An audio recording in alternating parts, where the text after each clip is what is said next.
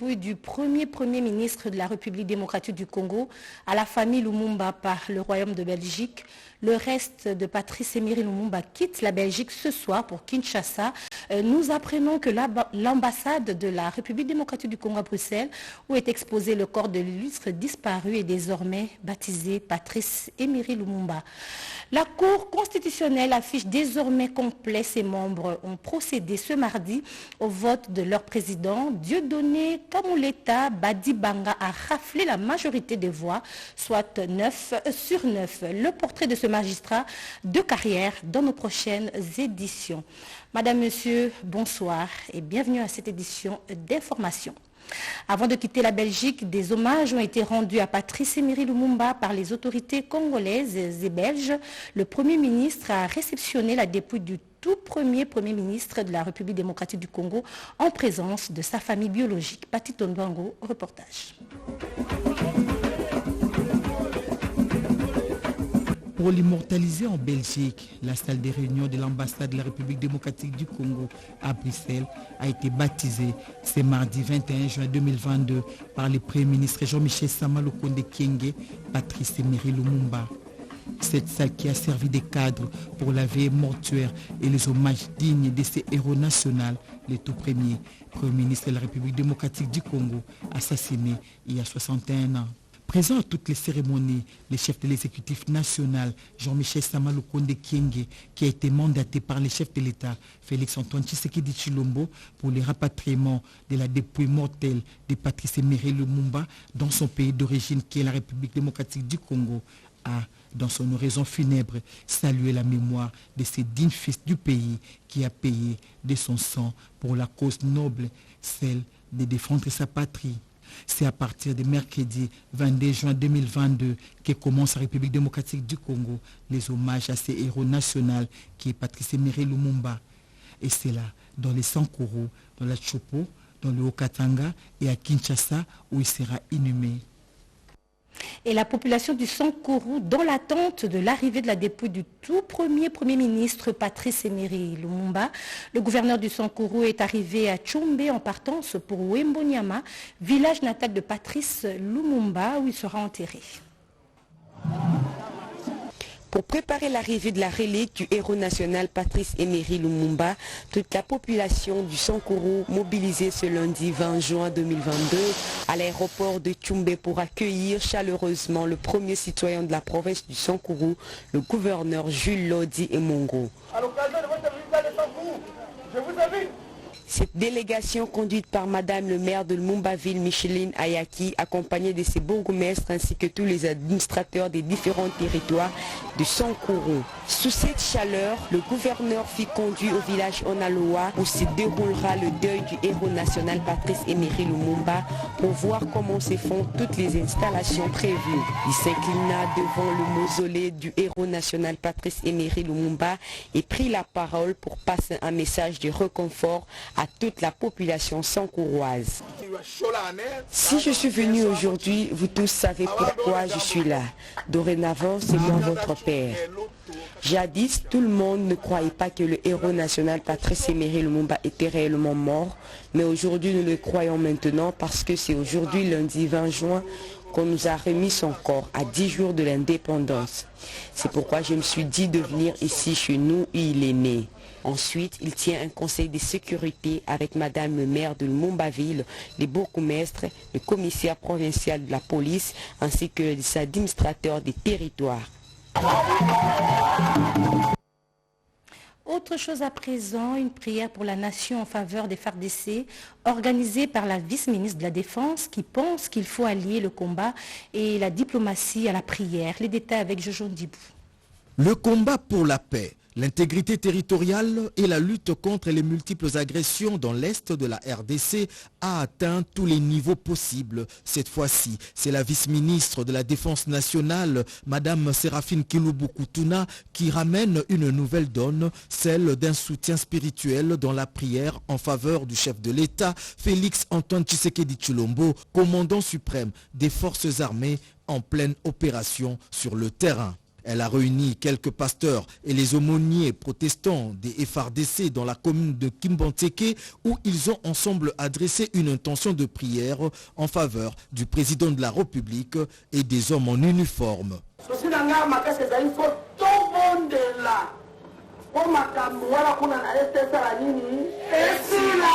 Mon souci le plus ardent est que nous puissions prier pour le chef de l'État Félix Tshisekedi, car toute autorité vient de Dieu, et prier également pour la nation pour mettre fin à cette guerre injuste que nous impose le Rwanda. Toute autorité vient de Dieu. Comme dans ses habitudes légendaires, Maman Kilubu a saisi cette occasion pour encourager les femmes vendeuses de pain de cette partie de la capitale en leur offrant des bassins et aussi quelques moyens de bord pouvant leur permettre à débuter leurs activités commerciales. Et un colloque sur les conflits armés à l'est de la République démocratique du Congo a été organisé par les professeurs de l'université de Kinshasa et pendant 2 jours, ces hommes de science ont exprimé leur soutien au FARDC. C'est la DIRCAB du chef de l'État, Nicole Boitia, qui a supervisé ces travaux. Grâce Maos a signé ce reportage. Face à la guerre d'agression au Nord Kivu, pacte de sécurité, de stabilité et développement dans la région des Grands Lacs sont parmi les sujets développés au cours du colloque organisé par les professeurs de l'université de Kinshasa. Pour les orateurs, depuis plus de 2 décennies, le Rwanda est un réservoir d'étiquetage des ressources exploitées en RDC. C'est entre autres le coltan, le diamant, le cuivre. Pour eux, la République démocratique du Congo est devenue un pays écartelé, tiraillé de toutes parts. C'est une situation volontaire, entretenue par les États comme le Rwanda, le Burundi et l'Ouganda. Le professeur Célestin Kanyama de la faculté des droits qui a exposé sur le processus de recrutement dans les services de sécurité a démontré que le problème de la RDC, c'est d'avoir incorporé n'importe qui dans l'armée. Que tu sois le premier pour dire aujourd'hui, je dois faire partie des forces armées. Je dois faire partie de la police nationale congolaise. Nous avons que ces pays, nous avons que notre nation.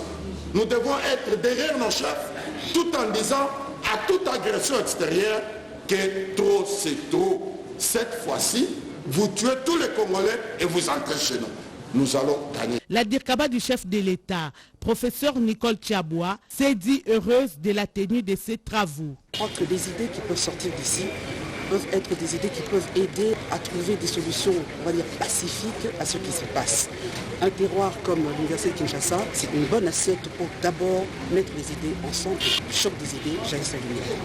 Des recommandations seront données à la fin du 2e jour, a dit le président de la Poukine, le professeur David Loubou. Et puis l'Institut national de la stratégie a lancé officiellement ce mardi la collecte des données pour l'annuaire RDC 2021. C'était au cours d'un atelier où le directeur général de l'INS, Serge Bokouma, a demandé aux points focaux de s'investir pour l'élaboration de cet instrument. C'était au centre interdiocésain de la Gombe. Nadine Yango a signé ce reportage. La présentation de l'annuaire 2019-2020 présentée au mois de septembre dernier. L'heure est à la collecte des données et pour la réalisation de l'annuaire statistique RDC 2021. L'Institut national des statistiques est déterminé à mettre à la disposition du gouvernement et autres partenaires les récentes données sur les statistiques en République démocratique du Congo. C'est dans ces cadres qu'un atelier de sensibilisation et du lancement des collectes des données pour la production de l'annuaire statistique édition 2021 a été lancé ce mardi 21 juin 2022. Le directeur général de l'INES, Serge Bokouma Ontiti, a lancé officiellement ses travaux, a pour la circonstance demandé aux participants de s'investir pour la réalisation de cet instrument. C'est ici l'occasion pour moi de remercier les autorités du pays, au premier rang desquelles son Excellence Monsieur Félix Antoine Tshisekedi Tshilombo, président de la République et chef de l'État, pour sa vision sur le développement de notre pays. Vision qui place les statistiques au centre de tous les programmes de développement. La rencontre de ce jour s'inscrit sur la ligne droite du processus régulier de production et dissémination des statistiques de routine dans notre pays, incarné aujourd'hui par l'annuaire statistique. Pendant 2 jours, les participants auront l'opportunité d'échanger et de discuter sur l'élaboration de cet instrument qui constitue, dans une large mesure, un document de référence et de base pour la planification du développement de la République démocratique du Congo. Vers la pacification totale de la province de l'Ituri grâce à l'approche de proximité mise en place par le gouverneur militaire, le lieutenant-général Oboya Kachama, pour désarmer les miliciens et qu'ils adhèrent au processus de paix. Et pour la réussite de ce programme, le député national Paul Babangou demande au gouvernement de la République de mettre à la disposition du PDDRC des moyens conséquents. Regardez. Le député national Paul Babangou plaide pour l'accélération du processus de démobilisation, désarmement et réinsertion communautaire et stabilisation en faveur de groupes armés de l'Ituri. Ces groupes armés, à l'occurrence le FPIC et la Codeco, ayant répondu à l'appel patriotique du chef de l'État, Félix Antoine Tshisekedi Tshilombo, ont en âme et conscience remis leur acte d'engagement de cessation des hostilités au gouverneur militaire, le lieutenant-général Luboya Nkashama Johnny. La paix, c'est parmi les denrées rares qui existent au monde. Car sans la paix, il n'y a pas de développement. Sans la paix, il n'y a pas l'émergence économique. C'est pourquoi je commence d'abord par féliciter cette bonne volonté de ces groupes armés Codeco, groupe armé FPIC Tinakilima, de suivre cette voie de la raison pour uniquement accompagner les chefs de l'État dans le processus de la pacification de l'Ituri et le gouverneur de l'État du siège. Par la même occasion, l'élu du ROUM appelle d'autres groupes armés encore réfractaires à rejoindre les processus de paix. C'est pourquoi nous appelons les Ituriens de cesser avec les hypocrisies.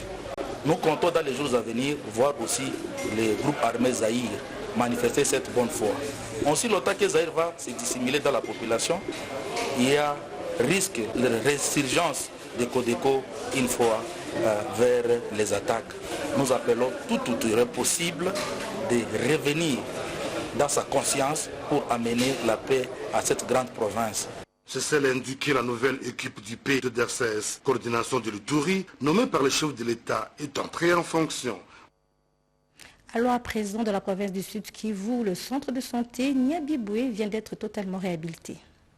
De Nyabibwe dans les territoires de Calais sur la route nationale numéro 2, axe Bukavu, Nyabibwe, Minova, Goma risque d'être isolé du trafic routier malgré les interventions fournies par l'Office des routes Sud Kivu avec les financements du gouvernement central à travers FONER et la MONUSCO pour la stabilisation de la route nationale numéro 2, axe Bukavu, Nyabibwe, Minova, Goma. Les tronçons routiers Nyamukubi, Nyabibwe, Minova est menacé par plusieurs glissements des terres. Une route en terre battue en état moyen sur la majeure partie, les glissements des terres au pic 99,5 juste à l'entrée des Nyabibwe, au pic 101 chez les Français, au pic 105 et autres points chauds inquiètent les usagers. Pendant cette période sèche, les glissements des terres s'observent chaque jour comme chez les Français où l'équipe mixte, l'Office des routes et BTC avait assisté au déplacement progressif des ouvrages d'assainissement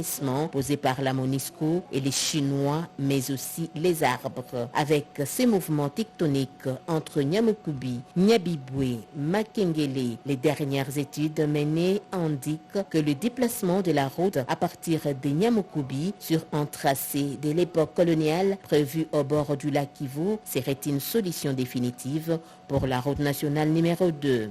Des éboulements et érosions signalés aujourd'hui sur cet axe routier coûteront au gouvernement et surtout aux entreprises qui exécuteront les travaux de la modernisation de cette route. Suite au délabrement très avancé de cette route, le trafic Bukavu-Goma est en dégradation. Il n'y a que les motards, les jeeps des humanitaires et quelques camions Fuso qui pratiquent cette route. Et dans la province du Lualaba, bientôt un aéroport international répondant aux standards internationaux. La gouverneure intérimaire était sur différents sites du quartier Joli Site RVA qui devront servir de cadre également à la construction de la nouvelle aérogare. Images et commentaires. Intérimaire du Lualaba a consacré la journée pour palper l'avancement des travaux de construction de la résidence officielle du président de la République située derrière l'hôtel du gouvernement provincial. Sur place, Marie-Thérèse Masuka Saini a reçu des explications techniques des ingénieurs de la Société africaine de construction sur l'évolution des travaux de cette bâtisse, un bijou qui sort de terre dans le territoire de Muchacha. Les ouvriers y travaillent d'arrache-pied de jour comme de nuit. Ils ont manifesté leur joie de voir l'autorité provinciale. Elle a pris le temps de les encourager pour avoir abattu un travail de titan et qui restera gravé dans l'histoire de la province. Du chantier de la résidence officielle du premier citoyen de la RDC, le cortège de l'autorité provinciale s'est dirigé au quartier joli site RVA où Fifi Masuka Saini et les responsables des services techniques du cadastre et titres immobiliers ont fait un état des lieux des habitations concernées par le processus de démolition en vue de définir la zone où sera érigée la piste du nouvel aéroport de Kolosi qui va être calqué sur le modèle de l'aéroport international Kenneth Kaunda de Lusaka en Zambie. Un projet qui tient à cœur la chef de l'exécutif provincial dans la mise en œuvre de l'ambitieux programme de développement du chef de l'État, Félix-Antoine Tshisekedi Tshilombo. Toutes les constructions anarchiques se trouvant dans cette concession RVA concernées par ce projet seront démolies dans les tout prochains jours. Bien avant cela, Marie-Thérèse Masuka Saini était sur le site où elle prévoit d'ériger un mall pour booster l'économie de la province et donner un nouveau visage à cette partie de la banlieue de Kolosi au bord de l'avenue RVA. La femme numéro 1 du Lualaba a jeté un coup d'œil sur la maquette de cette immense infrastructure commerciale. La consolidation de la paix avec les différentes forces vives, c'est l'une des priorités du nouveau gouverneur du Tanganyika, Julie Ngwanga. Elle vient de prendre ses fonctions hier lundi. C'était au coup des 11 heures locales que le nouveau gouverneur élu de la province du Tanganyika, Julie Ngungwa Mwayuma, a fait son entrée au gouvernorat pour la cérémonie des remises et reprises avec son prédécesseur Samba Kayabala Moni, gouverneur intérimaire. Après les honneurs militaires, la cérémonie a commencé par la lecture du procès verbal de la remise et reprise, puis la signature conjointe des CPV par d'une part Samba Kayabala Moni, gouverneur sortant pour la remise, et Julie Ngungwa Mwayuma, gouverneur entrant pour la reprise, sous contrat de l'inspecteur de la territoriale pris pour témoin. Peu après, le gouverneur sortant a conduit son successeur dans son nouveau bureau où la passation du pouvoir a eu lieu par la remise des insignes et l'échange des signateurs. Le vice-gouverneur Massamba Wamasamba Ferdinand a lui aussi été installé par la même occasion dans son cabinet de travail. Le gouverneur sortant a souhaité bonne chance au nouvel exécutif provincial et demandé à la population d'apporter son soutien au nouveau gouverneur. Ayant eu les soutiens de la population réunis spontanément pour la cérémonie, Julie Ngungwa Mwayuma s'est adressé à la foule, remerciant le peuple du Tanganyika pour son attachement à la vision du chef de l'État, Félix-Antoine Tshisekedi Tshilombo, qu'il représente en province. Asante kubwa kwa kusikiliza kweli bila milonga kwa bakaaji, sisi bakaaji ya Tanganyika tuungane mkono kwa mkono, kwa hivi tuendeleshe provinsi yetu kumbele. Sina na mengi ya kumiambia na milomba tu mniunge mkono kwa sababu peke yangu sitaweza.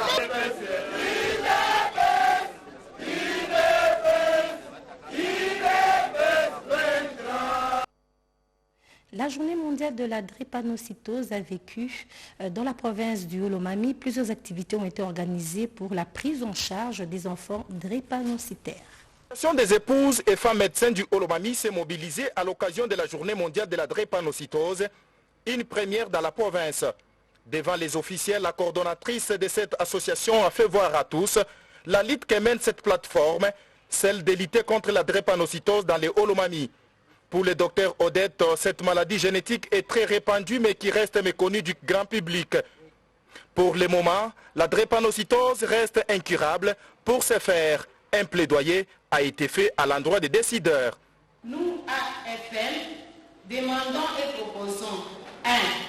Aux autorités provinciales et nationales, un accompagnement qui passe par la sensibilisation à la drépanocytose auprès de la jeunesse par son intégration dans les programmes éducatifs. L'appui à la construction de centres de dépistage et de traitement, le cas échéant, achat de matériel de dépistage de l'électrophorèse. L'approvisionnement en médicaments pouvant soulager les patients atteints de cette maladie. demandant à nos pasteurs de décourager en amont, d'éviter les mariages entre sujets hétérozygotes en exigeant les examens prénuptiaux avant toute bénédiction d'un nouveau mariage. Au personnel de santé, de parler de la drépanocytose par la confection de messages éducatifs adaptés pour la prévention de drépanocytose ainsi que des plaidoyers en vue d'une prise en charge holistique. Le commissaire général à la santé ad intérim Kayembe Janongo a appelé tout le monde à l'union pour sauver des vies humaines. L'espoir est permis pour le retour des déplacés dans leur village en Ituri. Le gouvernement de la République s'emploie pour imposer la paix dans les territoires de Djougou et Irumu en proie aux groupes armés. Images et commentaires. Les déplacés de l'Ituri doivent garder l'espoir pour retourner dans leur milieu d'origine. Message d'assurance du chef du bureau HACER, M. Denis Oulaï, à l'occasion de la célébration de la journée des réfugiés. Une journée marquée par la remise des certificats à plus de 40 déplacés et 20 membres des communautés ayant suivi la formation à couper-couture et savonnerie. Je crois que aussi bien le HCR que le gouvernement provincial, que nos partenaires, mais aussi des administrateurs locaux, les chefs de chefferie, je crois que nous travaillons pour que les personnes déplacées puissent retourner chez eux. Les bénéficiaires de cette formation n'ont pas manqué d'exprimer leur satisfaction.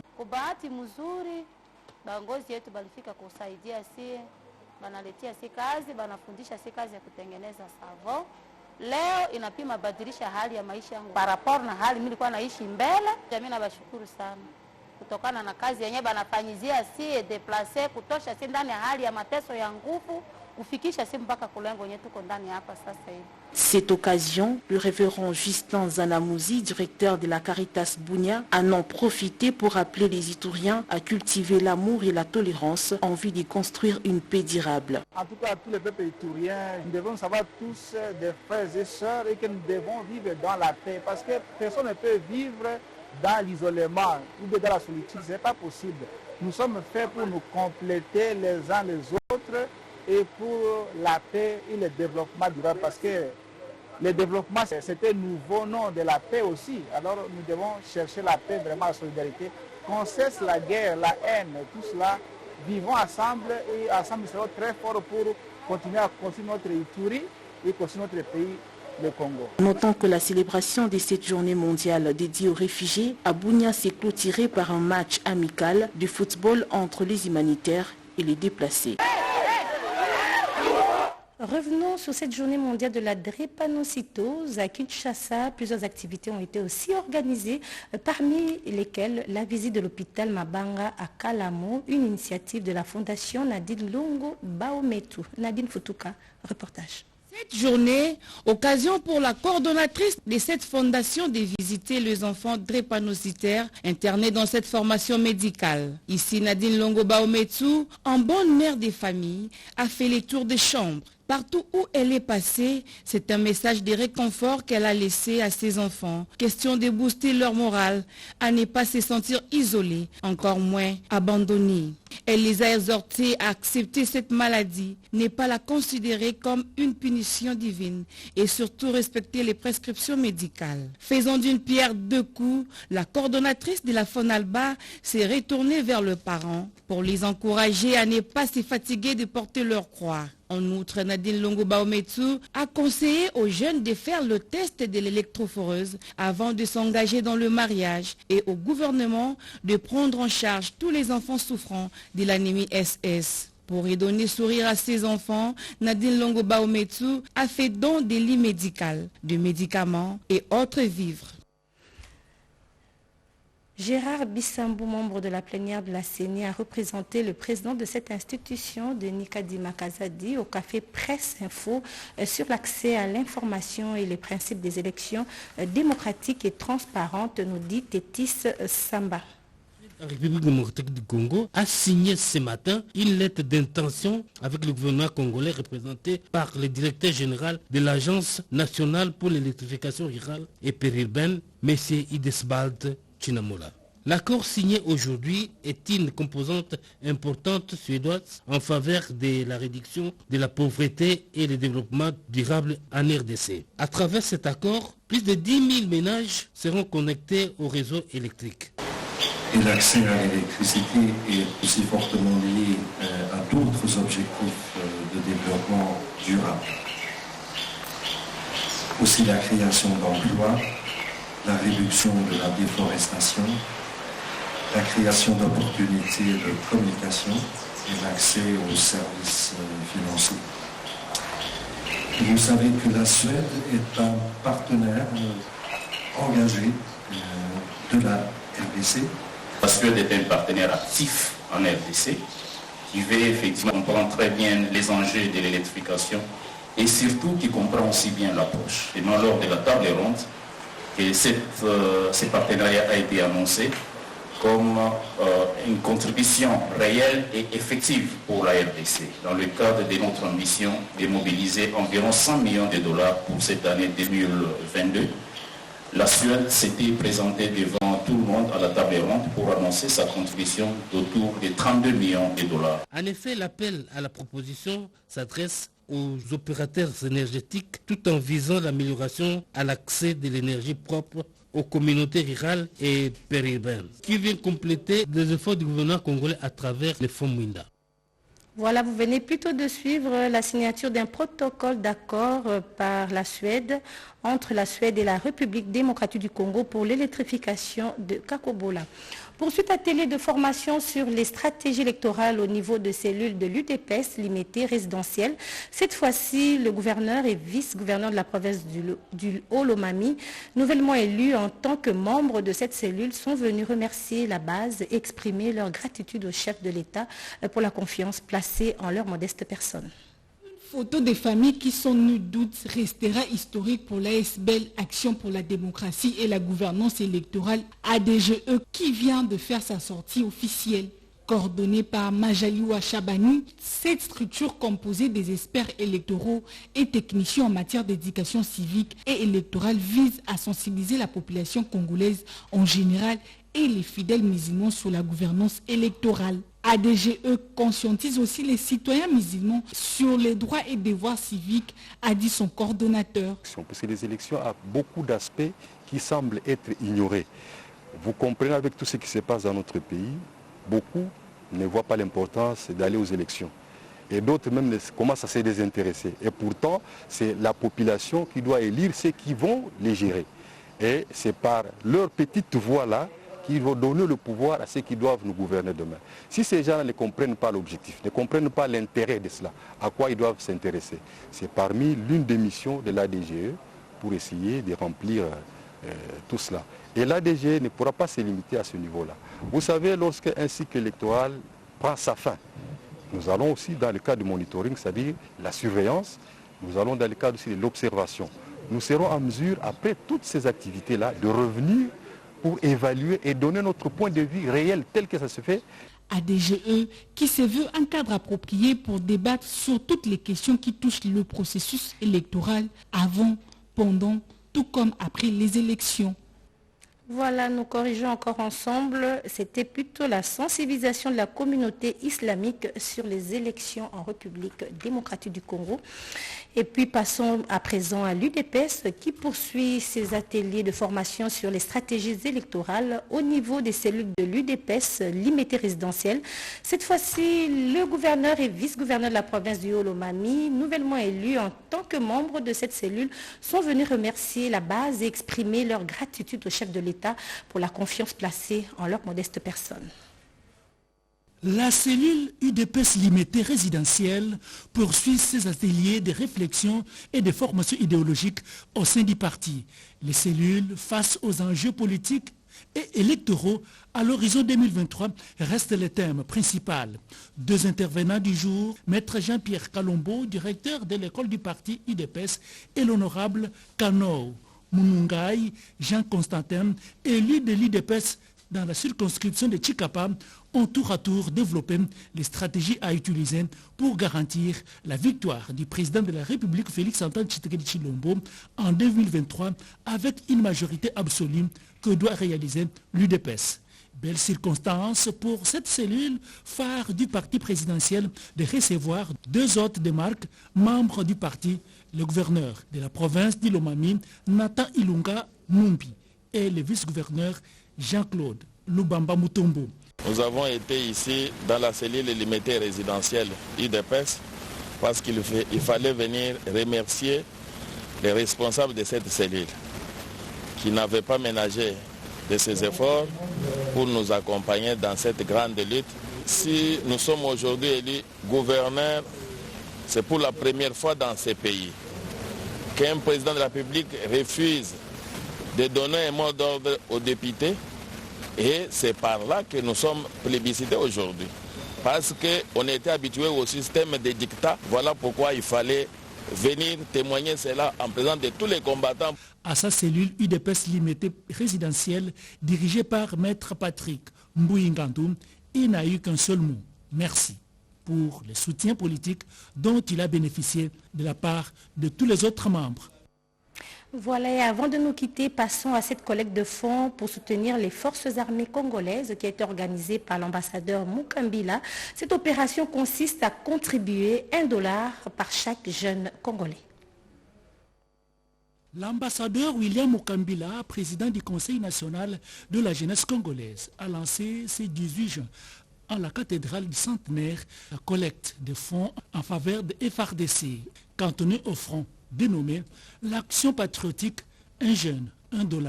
C'était en présence de plusieurs leaders de jeunes, notamment la représentation nationale des étudiants du Congo REC, les églises, les ligues de jeunes des partis politiques, les représentants des jeunes des confessions religieuses, les officiers de FARDC, les associations, mouvements et ONG de jeunes. Notre président, qui est le symbole de l'unité nationale, avait bien avant de commencer sa mandature, a remis ce pays entre les mains de Dieu. Et à nous, la jeunesse, nous faisons égal. Mais à côté de cette prière, nous avons apporté notre soutien financier, celui de nous contribuer un jeune, $1. Nous sommes conscients des efforts du commandant suprême des forces armées congolaises, Félix Antoine Tshisekedi Tshilombo, chef de l'État, qu'il ne cesse de consentir et des moyens qu'il met en place à travers notre gouvernement de pouvoir appuyer nos forces armées pour faire face à l'ennemi. J'ai suivi le message de la jeunesse et d'autres jeunes qui n'ont pas eu le temps aujourd'hui vont davantage venir. Et donc c'est la jeunesse congolaise qui est totalement debout pour dire non à cette forme d'agression manifeste qui est en train de se faire contre nous. Le rapporteur adjoint de la CENI, Paul Moïndo, qui soutient l'initiative des jeunes, a participé, comme tout Congolais, à cette collecte. Fin de ce journal, merci de votre attention. À 20h, Françoise Belabouaki pour la grande édition du soir. Et d'ici là, restez avec nous.